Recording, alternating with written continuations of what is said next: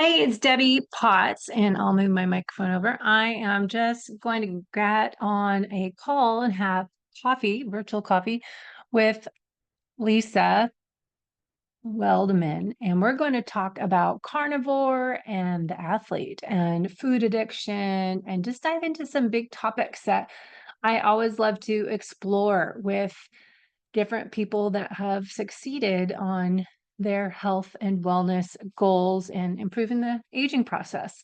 So, if you're an athlete of any level and you are over 40 and starting to experience different results from what you're doing now, you may want to stop, push, pause, and reset because we can't expect the same results from the programs we were following when we were 20, 30, 40 years old. So as we enter our midlife and go into the second half of our life, we may need to adjust things. And sometimes we need to listen to our body. So let's hear Lisa's story and see what she has to share with you. All right. I have a new guest on the show, Lisa Weldman. Weldman? How do you say it? Wiedeman. Wiedeman. I was thinking that's not right. I try to ask before we start, but I wanted to share Lisa's story and get to know her a little bit more. I thought I'd do it on a podcast with you because I think a lot of these stories are very inspirational, and I know it makes a difference hearing success stories and lessons learned, and your N equals one journey. So Lisa is an eye doctor and in carnivore world, and I just thought it'd be great story to share and dive into. So Lisa, thanks for your time to coming on our podcast to help us be fit and healthy from the inside out as we age. Thanks, Debbie, for having me. I love sharing my story. I'm passionate to help others get better, be better, feel better, all of the things, because I just feel that we're in a world where we're just so misled by so much misinformation. Excuse me. And yeah, I suffered with disordered eating for a long time. I have to get a glass of water. Yeah. Okay. Go ahead, Lisa. Yeah, so through many years of dealing with disordered eating and sugar and carb and processed food addiction, I gradually figured it out. And it was a long 30-year suffering, though, because I couldn't understand or figure out why I was doing this kind of secretive eating and why I couldn't stop. And I came across a group called Zeroing In on Health. And through all this, I'm an eye doctor. I've been in practice for over 33 years. But I came across this group in my internet search. This is way before Facebook and Instagram. This was 15 years ago. And I just, I was in disbelief. There was this group of people who were talking about eating meat and drinking water, and it was healing all these different people of all sorts of things. And I said, wow. And then I saw there was specifically two women who were in there talking about how it relieved them of their disordered eating. And I said, ooh, this really seems crazy, but I'm all in. I'm going to jump in and do it and continue research. And the group was great. We would talk about Villamar Stephenson, Fat of the Land, Not by Bread Alone, like a lot of research, and just to understand that this is actually ancestrally appropriate and healthy. And how could we all be healing and feeling so great if this was going to be so bad, let's say, for our heart? And then understanding all the misinformation out there regarding cholesterol and the scam of the pharmaceutical industry and all that. So, I then just I wanted to shout it from the rooftops because I was like, wow, this is amazing. And nobody really wants to listen.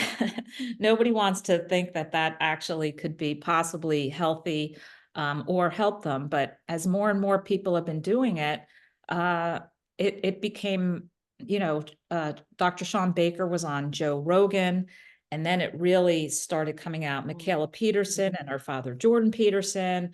And then it really was coming out. And then I made this little Instagram account, just called it Carnivore Doctor, because I wanted to follow certain people, because I thought, wow, this is interesting. Now they're in my world, they're in my tribe. And I started reading comments that people would say, well, that's all great, but it's not sustainable. You can't do that long term. And I was like, let me just raise my hand here, because I gotta talk. Give me the microphone here.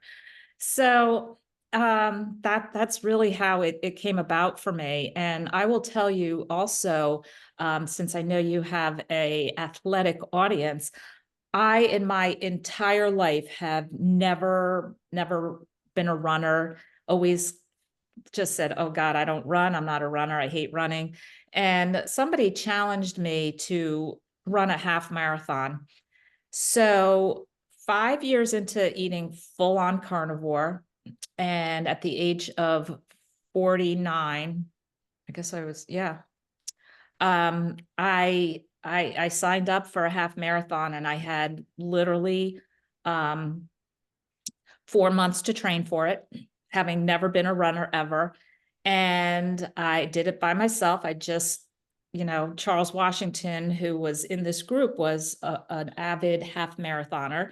And I said, all right, what do I have to do? How much should I run this week? And what am I doing here? And so he gave me a little schedule. And as I'm running, I'm thinking, wow, this is pretty cool. I can do this. And then I started hearing about, oh, it's really cool to do a half marathon in sub 2. And I was like, wow, really? That would be like a 9:08 pace or something. And I was figuring it out now. Now here I am, a runner. I got to get the lingo down. And I just went to the race, and I followed the pacer that had the 2-hour sign. And I decided to follow. And then I decided to pass that flag just to keep it behind me to make sure. And then thought, well, if I see it go in front of me, now I know I'm in trouble. Yeah. But the weirdest thing is, the day before, when I went to get my bib, my number was 1599. And I ran the half marathon in 1:59. It's pretty incredible. I just love that story, though, because it's just, and powered by ribeye and bacon. I had ribeye and bacon dinner the night before, ate nothing for breakfast. I didn't drink water ever when I ran. And people say, well, you have to carb load and you have to carb. And I'm like, no, no, no. So, and then I ran 3 other half marathons after that. And I think I hung up my running shoes now. Now I walk and I sprint, and that's about it. But yeah, so that's really my background story, other than now I have people reporting to me about all sorts of eye conditions that are healing and improving and reversing. And so that's another part of my passion. I practice only part-time now, but it's very rewarding for me to practice in a different way in the past 15 years, knowing this, and that people can reverse their type 2 diabetes, and they can reverse their diabetic retinopathy. And when I see bleeding in somebody's eyes, it's very interesting, because I tend to want to tell them, all right, you can reverse this. This is not a life sentence for you. And they're like, all right, what do I have to do? And I go, well, we're going to have you understand that you need to eliminate grains, processed food, chips, bread, pasta, rice, fruit, sugar. And then they're, oh, doc, I can't do that. I'm Italian. I can't not eat bread and pasta. And I said, okay, then I'll see you in 6 months and we'll see how this is progressing. So it's just really amazing to me, the difference in how people are willing or not willing to listen to the health benefits of reducing carbs. And I mean, obviously, I'm sure everybody understands eliminating processed foods is ideal, but a lot of people don't understand how truly addictive they are. And if they Mhm. weren't, and you knew they're not good for you, why do you put it in your mouth again at a party or, wherever somebody is offering it to you? It's very interesting. Well, let's pause there. I want to talk about the word addiction because we've talked about that many times over the years of this podcast, been around, as I said, like 12 years now.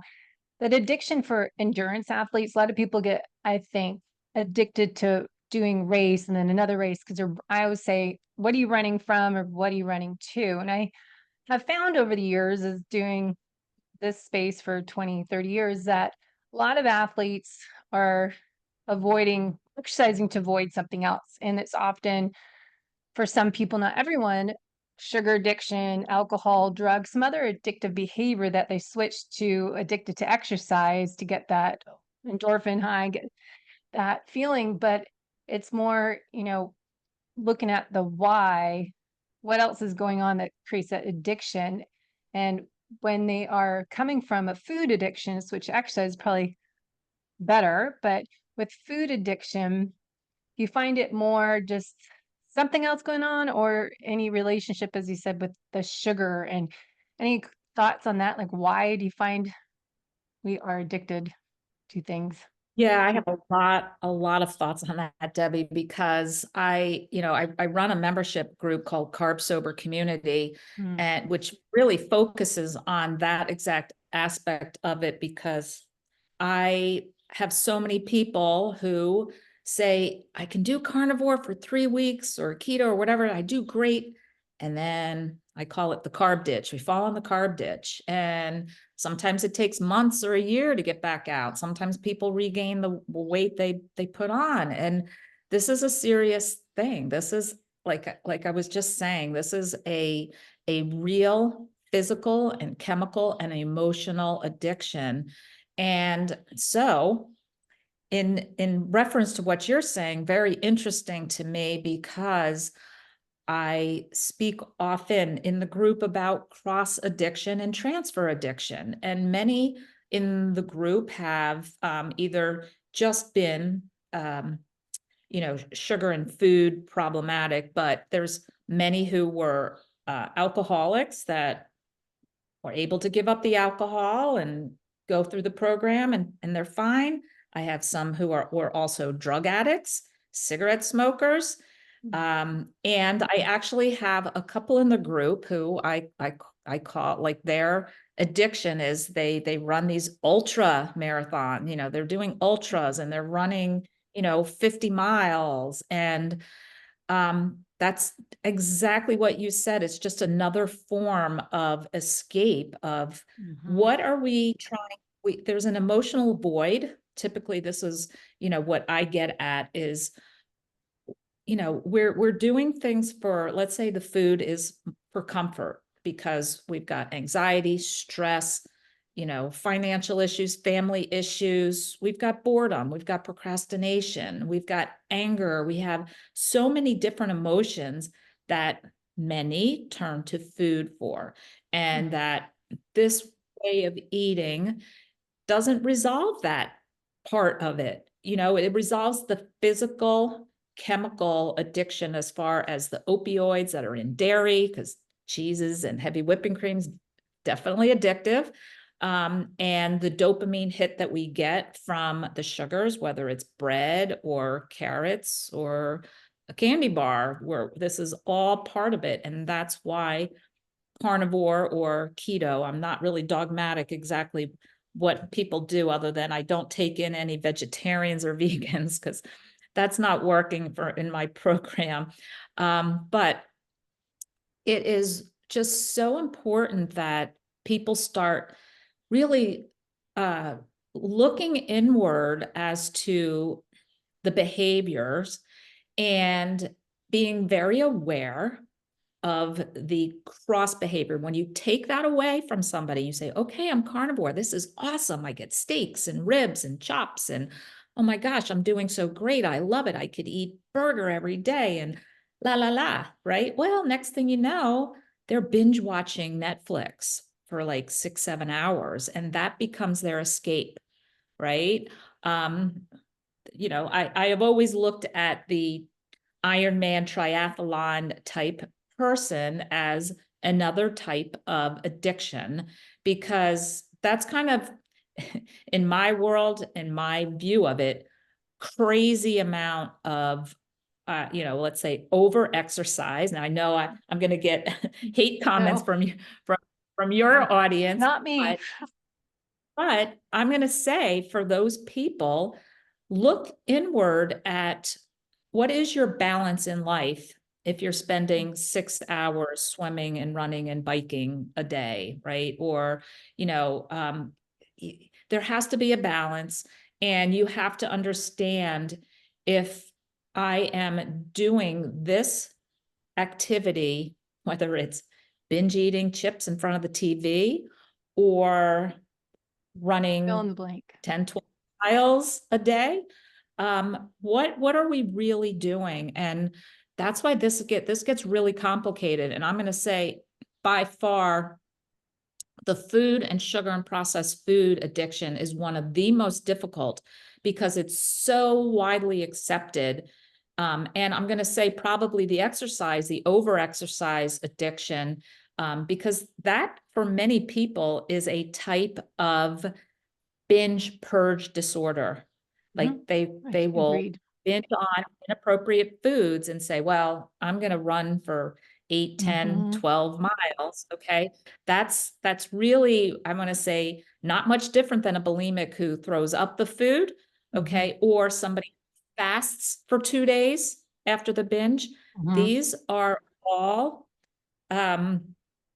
really these are things that are very difficult, and you know, nobody looks at a triathlete, and let's just say for our discussion here that triathlete is potentially a overeater and over exerciser, right? That's their system. But everybody's like, oh wow, you're so healthy, you run, and Mhm. they don't even think twice about giving a little dig about that addiction, right?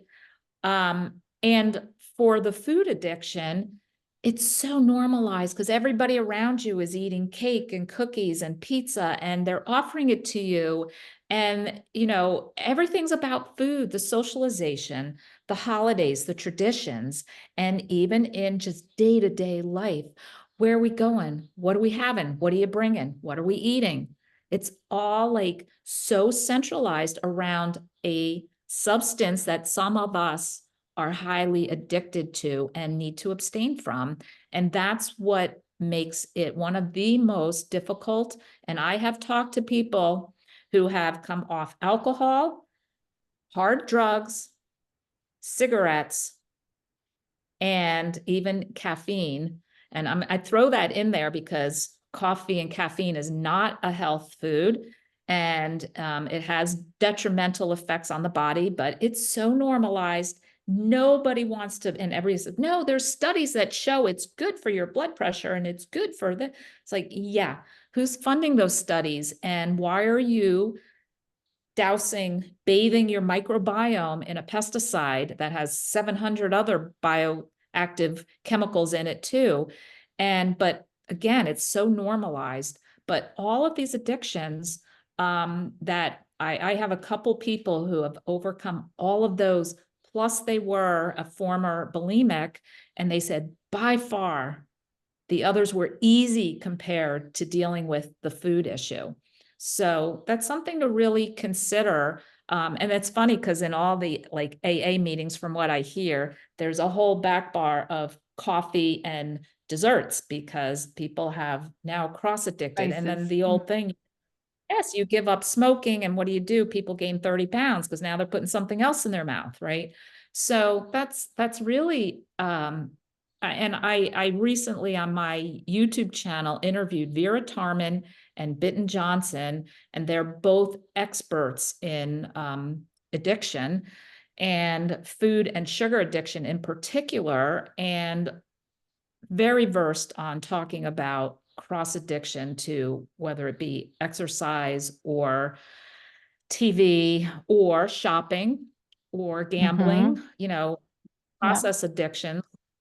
And these things are really sneaky. And, it comes down to, I was talking one evening in my group. So I have an audience of people who get what I'm saying here about this addiction and are coming into for support and accountability to listen to the reality of this. And I said, if we need to be addicted to something, and we are trying to fill an emotional void, let's say most of us who either volume eat, overeat, binge eat, aside from the fact of the addictive component of it chemically, but the emotional component, right? So if we stop that, then what? What are we doing? Are we addicted to crossword puzzles? Do we try to get addicted to meditation or yoga, or do we Mhm. try to use those things as positive, life enhancing? You could do the Wim Hof breathing method, the cold plunges, the grounding and the sunlight and all of this stuff. But, sometimes there's still that angst of, whoa, where am I going with this? And what am I doing? And I threw it out to the group. I was like, all right, so what are we doing here as far as where does that addiction go when we eat carnivore and we stop binging on this crap food? And somebody said, well, I like to feel I've cross addicted onto an epiphany addiction. I just love researching and learning more about, oh my gosh, I didn't know that. Or, wow, really? Does it really help if I go in my bare feet on the ground? Does it really discharge electron? Like that kind of thing is a great addiction to have, right? But, and I hate to be like negative sounding, like, yeah, we're all addicted to something. So figure out what you're addicted to and try to be addicted to the least offensive, least body harming thing. But yeah, that's, boy, Debbie, you hit on a real target spot for me, because as you can tell, I'm just like, this is exactly what I deal with. And I go live with my groups like 5 days a week. I go, Wow. yeah, to try to talk this all out, because this is really tough. I don't know if any of your listeners have these kind of issues with food and giving up food that you've decided it's not healthy, and then why do we go back to them? And why are we sneaking ice cream or sneaking the cookie, or what are we doing? And then do we end up eating the whole box of cookies, right? And it's just such a difficult, it's really a difficult concept that we could actually be addicted to this. And it really has to be understood, or else you won't understand abstinence is what's necessary. Hmm. Yeah, lots of information there. Good thoughts. I think what resonates with me is what I've been working on the last 6 months, doing this Wild Health Fellowship program I've been in to get behavior coaching. And so it prepares us to do the National Board Health and Wellness Board certification as a coach. But it's all what you're saying is looking at, what do you need to give up? What's your vice? What are you addicted to? But it's not that thing. It could be, as you said, smoking, alcohol, drugs, food, exercise, whatever that thing is. It doesn't matter. You're addicted to doing something, but it's more the why. And before you switch to a big food elimination diet as a carnivore diet, there's almost something you need to do beforehand in between the two of letting go whatever that vice is taking a timeout, pause to reflect and reset. What is your why? What's going on inside, and going to a deeper level with a coach that can do this motivational interviewing, kind of looking at layer by layer, going a little deeper, what actually is going on that you need to have that food or need to have that 5 hours of exercise a day, or, like you just said before, is very common. People eat and then they go work out to burn that off. And, don't sometimes even realize they're doing it. It becomes their normal. And I think it's so important before you go dive deep into some carnivore or any program, or, people doing extreme fasting. I found this since we got into fasting 5, 10 years ago, that it's if you have a relationship with food that needs to be addressed or any addictive personality, if you're switching, I learned this from a client. If you're switching from something to fasting, for example, 72 hours, 24 hours, and you're doing that all the time, I started to see this pattern in people like, okay, you're still not dealing with your relationship with food. Why are you eating? It's the when you are you eating and what you're eating, but let's look at the why are you doing this? And I find it really important for people to stop instead of just jumping diet to diet to diet, fasting, a 3-day sardine challenge, a 72-hour fast is we still need to work on you, me, the whole person on the inside out and kind of do some soul searching, do some reflective work with a coach, behavior coach to figure out as you're doing with your groups to make it effective, to make it long lasting. So you're not doing some other diet.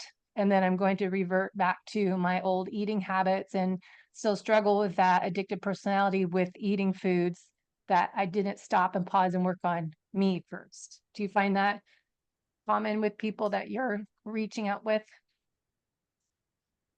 Yeah, you know, uh, part of it is really understanding that relationship with food. And are we eating for entertainment?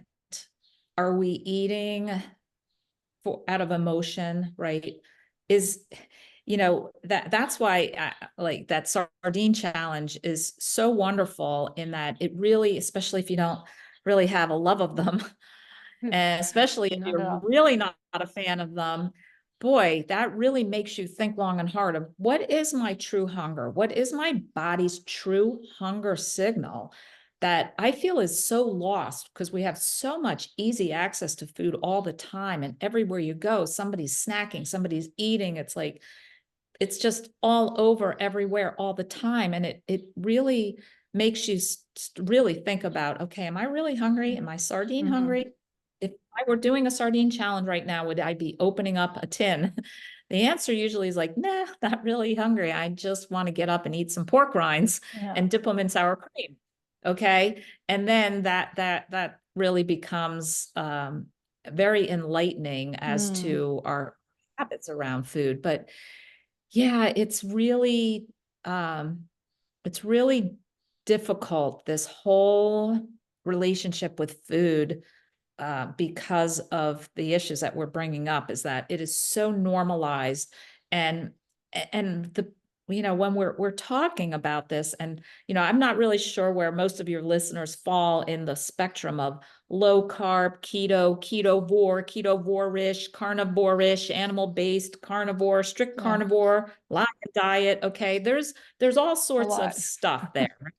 But let's just say we're in this space of understanding that optimally a heavy animal-based way of eating is ideal nutritionally because it's really most nutritionally dense. And then we have to look at, I have so many people say, this is so hard because it's so awkward, or I'm made to feel, like people are rolling their eyes like, oh God, she's still doing that meat eating thing, and I say, you know what? They're the ones, we look at it like I'm eating normally. I'm eating what is put on this earth, right? I'm eating meat, eggs, seafood, and that's about it. That's where, I Mm. mean, I am very, and water. Um, I I limit it to that because those are the foods I have sober behavior around. When I start adding in a lot of different things, like a ball of fresh mozzarella doesn't have a chance with me around, okay? And so it has to be that I need to make the decision. What goes in my mouth, it's two choices. It either leads to health or it leads to harm. And when I'm choosing, when I've decided which foods, through a lot of research, lead me to health, and all these other things are harming me. And I will just even include dairy in that. For many people, dairy can be very inflammatory, and dairy does no favor for anybody who wants to drop some weight. And dairy's also been shown in some studies to increase risk of breast and prostate cancer. So, I look at dairy as teetering down over into the harm section, also for me, because I don't have sober behavior around it. I can have a slice on a burger at a restaurant. Why? Portion control. I can't go back in the kitchen and get more. But if I have a brick of cheddar, I will, it calls to me just like cookies or ice cream used to call to me when they were in the kitchen. So it's just really important that people start really thinking long and hard about, through all their research, their reading, their listening, and trying to buck the system of ignoring what the mass media says about eating lots of whole grains, lots of fruits and vegetables. I mean, you could talk with Sally Norton, who wrote Toxic Superfoods with the Yeah. oxalates, right? And spinach is really not good for you, nor is kale, nor are almonds, right? And nuts in general are high in linoleic acid. They are not healthy for you, for me, for, I believe, humans. And a lot of people don't believe that. No, it's keto. I love nuts. What do you mean I can't have nuts? That's my snack. I'm like, okay, well, in my research, I have decided they're not optimal for me. And so, all of these things have to come into play. This is a long journey. And I say people start at their point A, where they have that why that makes them cry, whether it's, obsessive behaviors, aches, and joint pains, and so many things that can be resolved by figuring this out. Skin issues, gut issues, insulin resistance issues, having a hard time getting the muffin top off the pants issue, right? All these things.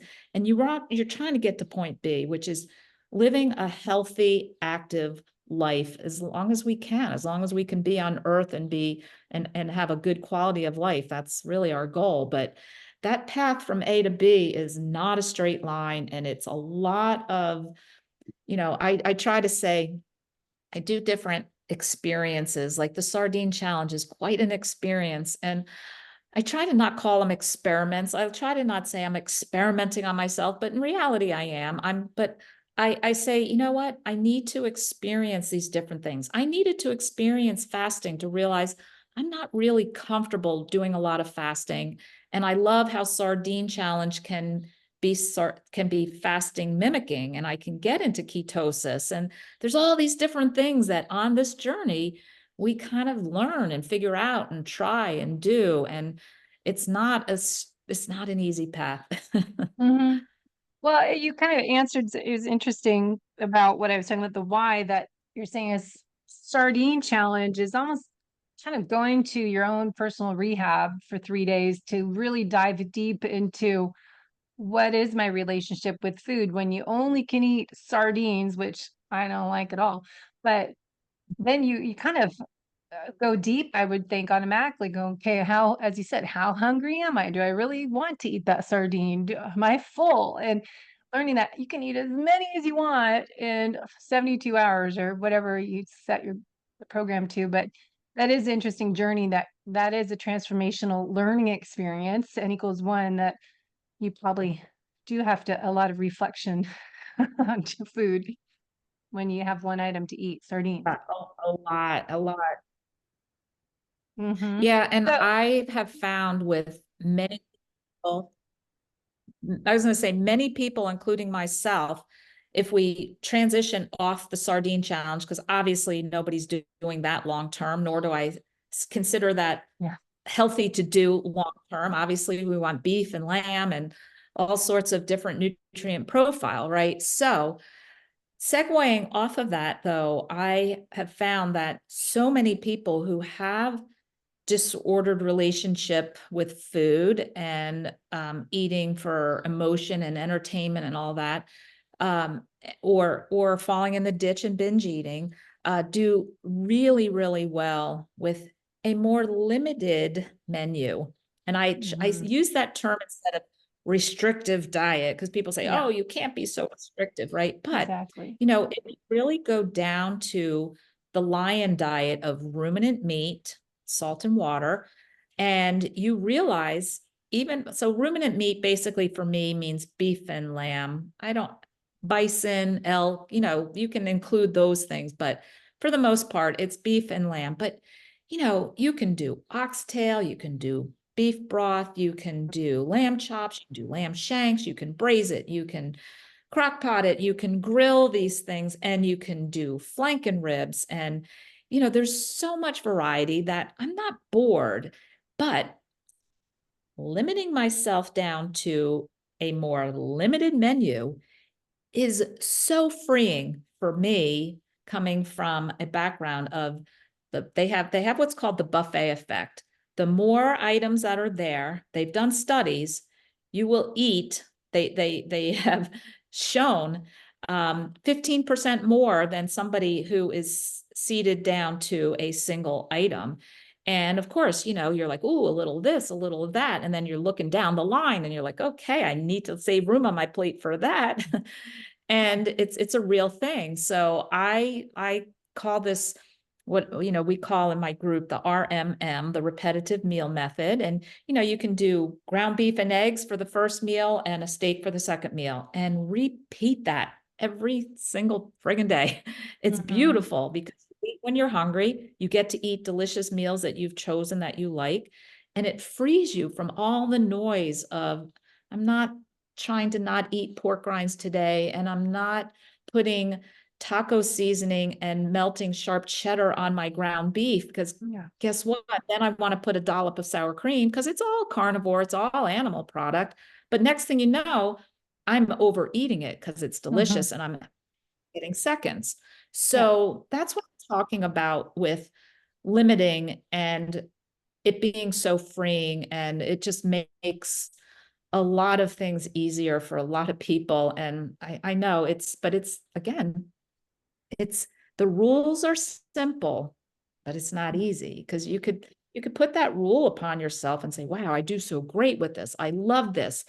I'm really flourishing with this. It's great. And then next thing you know, you're at a family event, you're at a party, you're at a restaurant, and then it's like, well, sometimes it's not, I mean, for the most part, I always feel like I can get a steak anywhere, or I can get a bunless burger most places, and I don't really have to worry so much about that. But again, it's the triggers and the temptations, the sights, the sounds, the smells, your people, the well-intended people, some who are actually trying to sabotage you, because it's almost like we're shining a light on their wrong eating patterns, and that they want you to come back to the dark side. Come on, we're all going out for ice cream. I'm like, it's tough. It's really tough. Well, you made a few comments about something that I observed over the last 10, 15 years, that, as I always say, I don't really like the word keto. It should be eat real food that balances your blood sugar, that gives you most nutrient density and makes you feel good. And what happened to keto got to be so commercialized, and keto got to be that clean keto versus dirty keto. And then people just thought, oh, it's keto because it's all fat and just eating a bunch of crap. And then all the other stuff. So that's why I feel that there is a reason carnivore kind of went ahead and got to be more of a elimination diet to heal people's gut, to help their just chronic issues with, as you said, insulin resistance and type 2 diabetes and SIBO and all this different stuff, health issues that carnivore or keto got to be so much garbage in a way that people are Bastardized. just, yeah, it just was really not healthy foods, even though they were doing 80% fat, but it was filled with poor choices. Yeah. So, yeah, let me touch on that, because that's a really important and great aspect of this that we really do need to talk about, because the word gets thrown around so easily, this, keto. And for some people, it ended up in a lot of keto treats and keto desserts and keto ice cream. And when we're talking about ketogenic diet, It has nothing to do with anything that comes in a box, a bag, a bottle, or a jar from any store, okay? But it does have to do with getting in a ketotic state with our blood, right? Because of the benefits of that. But then that does not mean to down bulletproof fat bomb coffees in the morning either. That's not health food. That's not whole food. You need to wake up and wait till you're hungry and eat food. And then for the coffee addicts out there, it's okay to have a little coffee after your meal, but not instead of your first meal, and not to convince yourself that you need to put MCT oil in it and butter in it and collagen powder and protein powder and mix it up. And boy, am I healthy. Like, that's just so not what needs to be done here to actually figure out how to get to your point B. It really, and that's why a lot of people, and I will say, people who come into my membership group are people, many of who have come from some sort of version or form of keto. And for some people, keto just means, yeah, I use some tomatoes and onions and garlic, and I I'm trying to think of what else is standard keto. Oh, some almond flour in the Oh, recipes. yeah. And then next thing you know, though, you're making all sorts of, let's say, our prior comfort food mimicking keto versions. And heck, I can overeat chaffles, but they're cheddar cheese and eggs. And yeah, but give me a pile of them. Boy, I get the texture, Yeah. the crunch, the taste, that's where I find the majority of people go wrong, is trying to mimic the bread, the Swap. pizza, pancakes. Yes, of course there's keto pancakes, and there's Yeah. we could go on and on about that kind of thing, but that's the kind of thing that either derails people or stalls them right out. They are just not going to progress because they're hung up in making the recipes and having whatever it is in their fridge or freezer that is keto friendly, that they are really drawn to have. And I'll just throw this in here also, is the topic of sweeteners. And forget about this natural sweetener, stevia or monk Thank fruit you. or allulose. I tell people, if you have any sort of idea that any of that is natural to what an optimal human diet should be, of meat, eggs, seafood, water, right? I didn't mention any of that, right? And if you're hitting your sweet sensors on your tongue, it will continue your cravings. And I say it's like changing seats on the Titanic. So you got off of Coke and you switched to Diet Coke. I have so many people who have this Yeah. horrible, horrible time getting off Diet Coke and chewing gum. Oh my Yeah. gosh. People have no idea that they're just feeding their sugar addiction all day. You got to pack in the car, pack in the bathroom, pack at work, pack in their pocket. It's everywhere.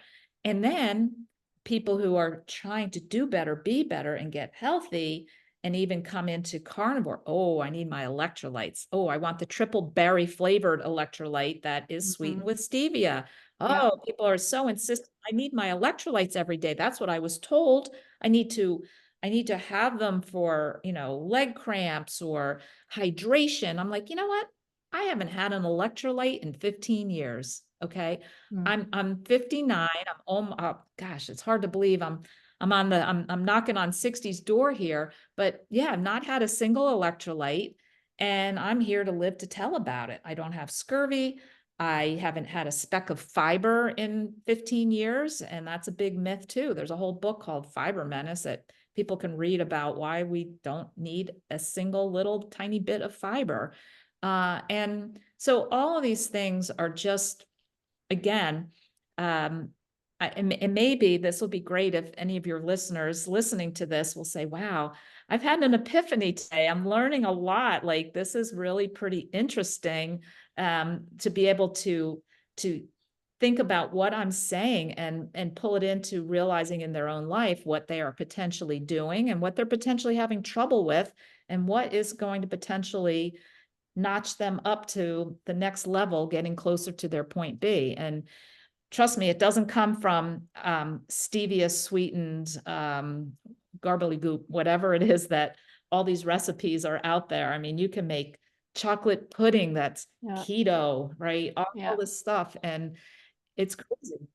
Yeah. I know I've said that for a long time, that I think there's the stevia and erythritol. I started to realize that a few years ago when I was making stuff at Christmas time for Christmas treats. I'm like, wait, this stuff, erythritol is always in the monk fruit and the stevia. Everyone we'd have gut issues afterwards. Like, this stuff isn't good. And everything has stevia. It's like, I don't need that sweetener. It's not good for you. And you're just creating more addiction to sugar, sweetness, and cravings instead of bitter. So I agree with that. But just watching just last little bit of our time here together today, how could people get started into eating more carnivore if they're interested? What's the transition?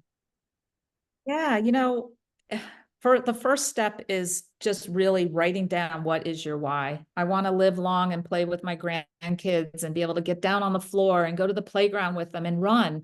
And, or I don't want to wake up and limp to the bathroom because I have aches for the first 10 minutes when I get out of bed, or I see my blood work is not so good and this is not healthy. And look at all the metabolic signals of, what metabolic health is, and measure your waist and do your BMI and all that. And get that down on paper of why you want to do this. Because without that, it is really tough to give up everything. And, I'm going to assume most of your listeners are on the path to health and, athletic and have looked into this for a long time. So I'm going to guess most of them are already off of, let's say, grains and certainly sugars, right? And certainly seed oils, which is like the big nemesis of all, and actually, I'm pretty convinced through a lot of research uh, and and experience with it, but macular degeneration, which is gone horribly rampant in our population, is from seed oils. And I'll give everybody another little pearl here as far as avoiding seed oils at all costs, like, because they stay in your body. There's such a long half-life. It's like 600 and something days. So it stays in your body a good 6 to 8 years after you eat French fries or onion rings or potato chips. Or get this, if you're at a restaurant, on a cruise ship, at a hotel conference, you think you're getting bacon off of a buffet, they deep fry the bacon in seed oil, guys. It's hard to believe. You think you're just, oh, I'm keto, I'm carnivore, I'm going to have the bacon off of here. Well, I don't touch the bacon unless I confirm with them that it's not deep fried. Or you're at a nice restaurant, they even put it on steaks. They spray it on chops because they want the sear on the grill marks, because it looks good. And you think you're getting a nice healthy slab of salmon. Well, they pan sear it. Guess what? In seed oils. So that's really important. So those are the big ones to get rid of first. And then, yeah, I mean, it's really tough to, when you say grains, we're talking about everything: chips, pretzels, bread, you know, rice, oatmeal. That stuff is not healthy for us. It's not the most nutrient dense food that we can put in our mouths. And so just, eliminate. I ripped the Band-Aid off when I saw this and heard about it. And I just kept doing research as I was doing it, and it kept confirming. But, I'll have, you know, for the most part, I tell people, you can be flexible with anything that you do well with. If you feel good, avocados, olives, pickles, fermented things, fermented sauerkraut, what is it, kimchi, some people have, like, You can be flexible with some of that kind of stuff if that is of interest.